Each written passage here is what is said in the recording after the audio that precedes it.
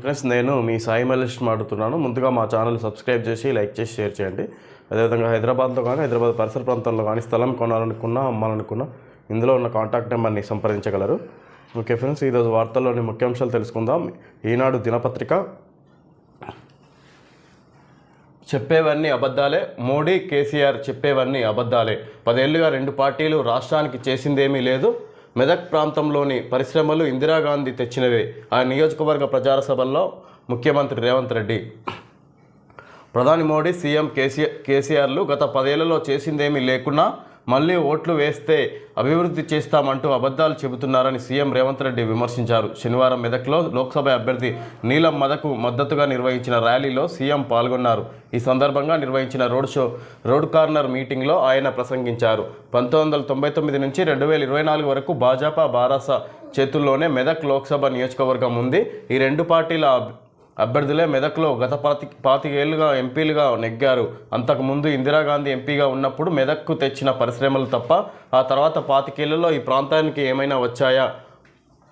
Medak church Edupayala Durgamma సాక్షిగా నేను మాట ఇస్తున్నాను.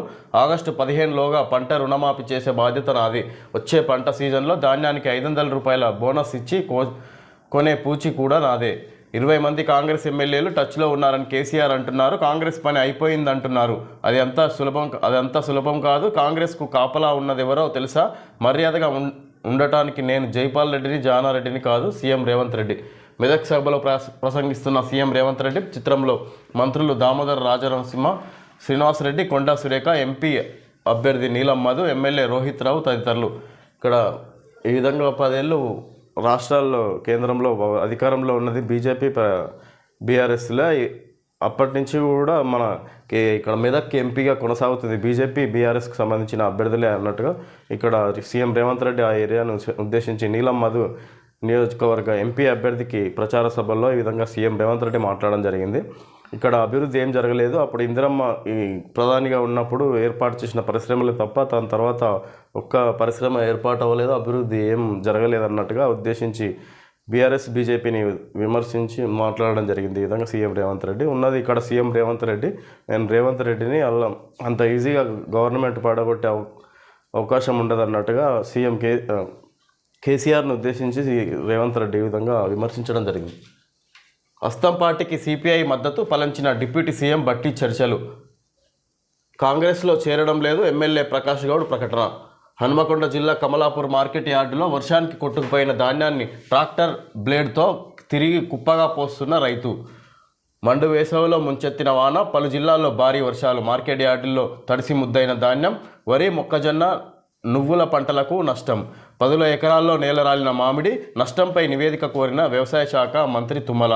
రాష్ట్రంలో శనివారం ఉదయం అకాల వర్షాలు అన్నదాతలను హడలెత్తించాయి. తీవ్ర ఎండలు కాస్తున్న తరుణంలో ఈ స్థాయి వర్షాలను ఊహించలేక తీవ్రంగా నష్టపోయారు. జనగామ జిల్లా నర్మెట్టలో రాష్ట్రంలోనే అత్యధికంగా 4.9 సెంటీమీటర్ల వర్షపాతం నమోదైంది.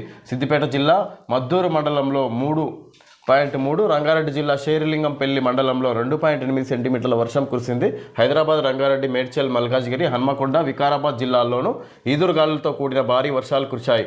వరి, మొక్కజొన్న, వేరుశెనగ, నువ్వులు, కూరగాయల పంటలు దెబ్బతిన్నాయి. కోతకొచ్చిన మామిడి, నిమ్మ, బతాయి కాయలు రాలిపోయాయి. పిడుగుపాటుకు పశువులు మృత్యువాత పడ్డాయి. చాలా ప్రాంతాల్లో మధ్యాహ్నం నుంచి మళ్లీ ఎండ తీవ్రత మొదలైంది. దీంతో గాలిలో తేమ శాతం పెరిగి తీవ్ర ఉక్కపోత పరిస్థితులు ఏర్పడ్డాయి. ఖమ్మం జిల్లా వైరాలో 43.8, భద్రాద్రి కొత్తగూడెం జిల్లా చుంచుపల్లిలో 43.7, సూర్యాపేట జిల్లా. విధంగా నిన్న జరిగిన అకాల వర్షాలకు చాలా అన్ని రకాల పంట నష్టాలకు రైతులు తీవ్ర ఆవేదన ఇక్కడ నష్టపోయారన్నట్టుగా ఇక్కడ తెలియజేయడం జరిగింది.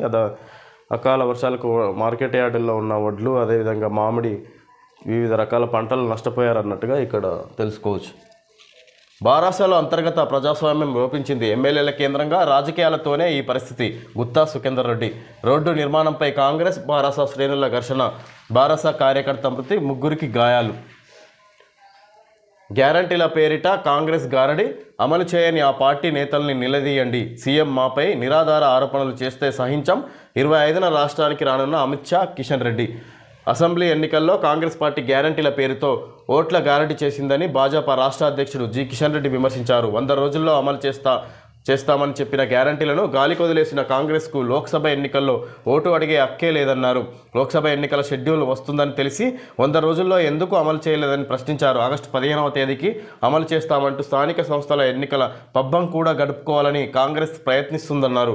హామీలు అమలు చేయని కాంగ్రెస్ నాయకుల్ని ప్రజలు నిలదీయాలన్నారు. శనివారం భాజపా రాష్ట్ర కార్యాలయంలో ఏర్పాటు చేసిన విలేకరుల సమావేశంలో కిషన్ రెడ్డి మాట్లాడారు. భాజపాకు పెరుగుతున్న ప్రజాదరణను చూసి కాంగ్రెస్ బారాసాలు జీర్ణించుకోలేకపోతున్నారు.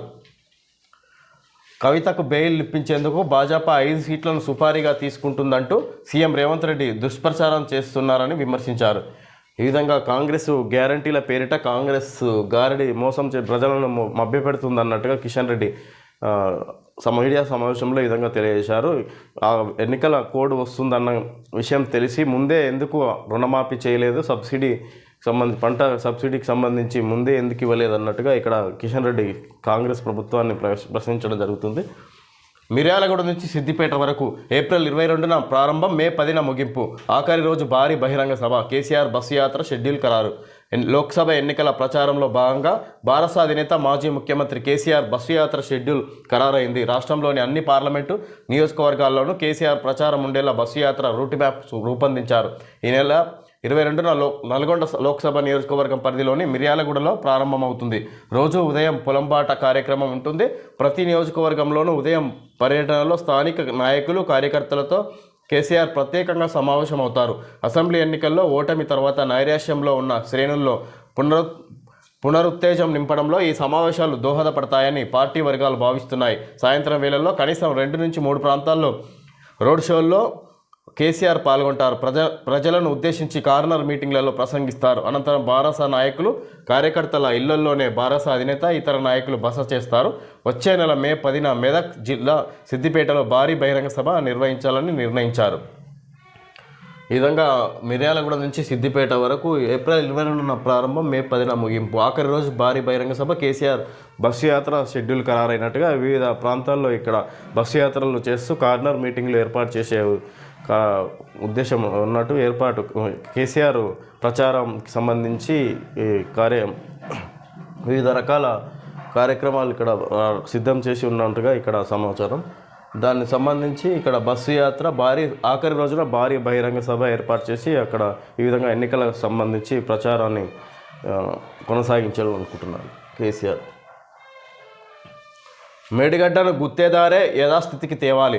అలా చేయకుంటే జరిగిన నష్టానికి సొమ్మును రికవరీ చేయాలి. మొత్తం పనులు ఇప్పటికీ పూర్తి కాలేదు. పూర్తయినట్లు నిర్మాణ సంస్థ పదే ఉత్తరాలు రాయడం అర్ధరహితం. నీటిపారుదల శాఖకు లేఖ రాసిన కాళేశ్వరం ప్రాజెక్టు చీఫ్ ఇంజనీర్.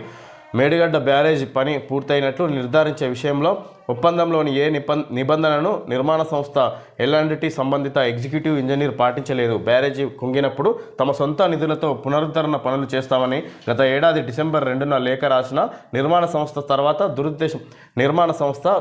దురుద్దేశంతో యూటర్న్ తీసుకున్నట్లు కనిపిస్తుంది. ఉద్దేశపూర్వకంగానే తుది ధృవీకరణ పత్రం గురించి ప్రస్తావిస్తుంది. అది ఏమాత్రం సమంజసం కాదు. ఇది మేడిగడ్డలను గుత్తేదారే యథాస్థితికి తేవాలన్నట్టుగా, అలా చేయకుంటే జరిగిన నష్టానికి సొమ్మును రికవరీ చేయాలి. మొత్తం పనులు ఇప్పటికీ పూర్తి కాలేదు. పూర్తయినట్లు నిర్మాణ సంస్థ పదే ఉత్తరాలు రాయడం అర్ధరహితం. నీటిపారుదల శాఖకు లేఖ రాసిన కాళేశ్వరం ప్రాజెక్టు చీఫ్ ఇంజనీర్. 24న ఇంటర్ ఫలితాలు. మొదటి, రెండో సంవత్సరం ఒకేసారి విడుదల. 30 లేదా వచ్చే నెల 1న 10వ తరగతి ఇంటర్మీడియట్ పరీక్షా ఫలితాలు ఈ నెల 24న ఉదయం 11 గంటలకు విడుదల చేయాలని విద్యాశాఖ నిర్ణయించింది. మొదటి, రెండో సంవత్సరం పరీక్షా ఫలితాలను అధికారులు ఒకేసారి వెల్లడించనున్నారు. మరోవైపు 10వ తరగతి పరీక్షా ఫలితాలను ఈ నెల 30 లేదా మే 1న విడుదల చేసేందుకు విద్యాశాఖ సన్నాహాలు చేస్తుంది. రాష్ట్రంలో ఫిబ్రవరి 28 నుంచి మార్చి 19 వరకు ఇంటర్మీడియట్ పరీక్షలు జరిగాయి. మొదటి, రెండో సంవత్సరాలకు కలిపి 9,80,978 మంది విద్యార్థులు పరీక్షలు రాశారు. ఎలాగైనా వెళ్ళాలి, ఏపీలో ఓటేయాలి. తెలంగాణలో ఉన్న ఆ రాష్ట్ర ఓటర్ల ఆసక్తి ఆ వైపు వెళ్లే రైళ్లన్నీ ఫుల్. మే 10, 11, 12 తేదీల్లో భారీగా వెయిటింగ్ లిస్ట్. ముందస్తుగా ప్రత్యేక రైళ్లు ప్రకటిస్తేనే ప్రయోజనం. ఎన్నికల నేపథ్యంలో మే నెలలో ప్రయాణాలు భారీగా పెరగనున్నాయి. ఉద్యోగం, ఉపాధి కోసం ఇతర ప్రాంతాల్లో ఉంటున్న వారు ఎన్నికల్లో ఓటేసేందుకు స్వస్థలాలకు వెళ్లేందుకు సిద్ధం అవుతున్నారు. ముఖ్యంగా దూర ప్రాంతాలకు వెళ్లాల్సిన వారు రైలు ప్రయాణాలకు ప్రాధాన్యం ఇస్తున్నారు. హైదరాబాద్, రంగారెడ్డి, మేడ్చల్తో పాటు రాష్ట్రంలో పలు జిల్లాల నుంచి ఏపీ వైపు వెళ్లే రైళ్లకు భారీగా డిమాండ్ ఏర్పడింది. మే 13న తెలుగు రాష్ట్రాల్లో లోక్సభ ఎన్నికలు జరగనున్నాయి. ఇది సంగతి. సివిల్స్ ఆశావహులు ఎన్నికల బరిలో 17 మంది ఐఏఎస్లు. సార్ సలహా కోసం వచ్చారా? ఆయన ఇప్పుడే పాలిటిక్స్లోకి వెళ్ళారు. ఇక్కడ ఐఏఎస్లు ఎంపీ బరిలో ఉన్నట్టుగా, ఎలక్షన్ బరిలో ఉన్నట్టుగా ఇక్కడ సమాచారం. దేశవ్యాప్తంగా 17 మంది ఐఏఎస్లు ఎన్నికల బరిలో ఉన్నట్టుగా ఇక్కడ. ఇది ఫ్రెండ్స్ ఈరోజు వార్తలోని ముఖ్యాంశాలు తెలియజేయడం జరిగింది. Thank you friends.